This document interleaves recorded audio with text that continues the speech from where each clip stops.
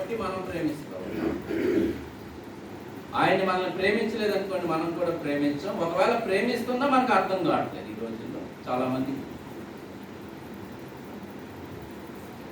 ఆయన నీ అవసరము తెలుసుకొని ఆయన నిన్ను ప్రేమిస్తా ఉన్నా సరే నీకు అర్థం కాదు.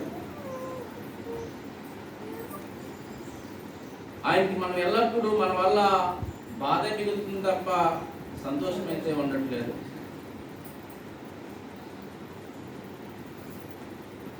ఒక పాట పాడతారు ఒక దగ్గర, ఎక్కడ నేను విన్నాను ఆ పాట, మన ఎవరో సండే పాడారు. నీ మనసు కదలకుండా,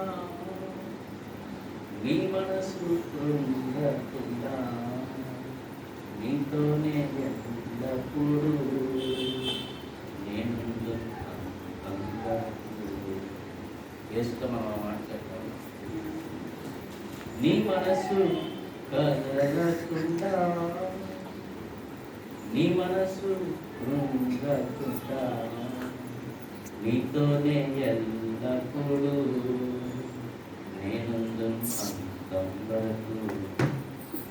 అలా మనం చెప్పగలిగితే చాలా మంచిది. నిన్ను బట్టి నన్ను బట్టి ఆయన కృంగిపోతా ఉన్నాడు. ఆయన మన కోసం మనల్ని ప్రేమించాడు. మనం ప్రేమించకపోయినా మన వెనకాతలు ఆయన తిరిగాడు. ఆయన అంటున్నాడు, దేవుడు మన ఎడల ఆయన ప్రేమను ప్రత్యక్షపరుస్తున్నాడు.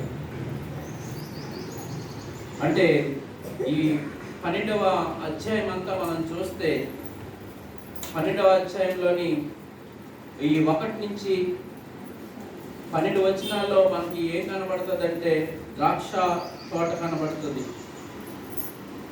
తర్వాత 13 నుంచి